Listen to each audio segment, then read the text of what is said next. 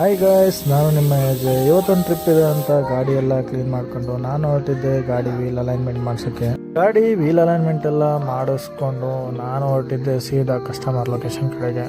Customer ಲೊಕೇಶನಲ್ಲಿ reach ಆಗಿ weight ಮಾಡ್ತಾ ಇರ್ಬೇಕಾದ್ರೆ ಕಸ್ಟಮರ್ ಕಾಲ್ ಮಾಡ್ಕೊಂಡು ಆ ಲೊಕೇಶನ್ ಅಲ್ಲ ಇನ್ನೊಂದು ಲೊಕೇಶನ್ ಹತ್ರ ಬನ್ನಿ ಅಂತ ಹೇಳಿದ್ರು. ಅದು ಲೊಕೇಶನ್ ಮ್ಯಾಪ್ ಹಾಕಿ ನೋಡಿದ್ರೆ ಅದು 15 ಕಿಲೋಮೀಟರ್ ದೂರದಲ್ಲಿತ್ತು. ಅಲ್ಲಿಂದ ಕಸ್ಟಮರ್ನ ಪಿಕಪ್ ಮಾಡ್ಕೊಂಡು ಅಲ್ಲೇ ಗಣೇಶ ಮೆಡಿಕಲ್ ಹತ್ರ ಮೆಡಿಸಿನ್ ತಗೊಳಕ್ಕಿದೆ ಅಂದರು. ಅಲ್ಲಿಂದ ಕಸ್ಟಮರ್ನ ಮತ್ತೆ ಪಿಕಪ್ ಮಾಡ್ಕೊಂಡು ನಾವು ಬಂದು ರೀಚ್ ಆಗಿದೆ ಚಿಕ್ಕಮಂಗ್ಳೂರು.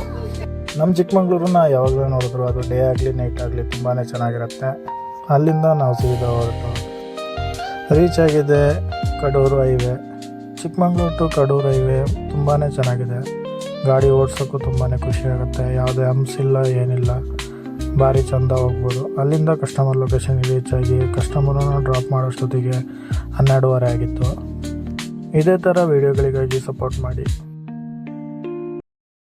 ಮತ್ತೆ ಭೇಟಿಯಾಗೋಣ. ನಮಸ್ಕಾರ.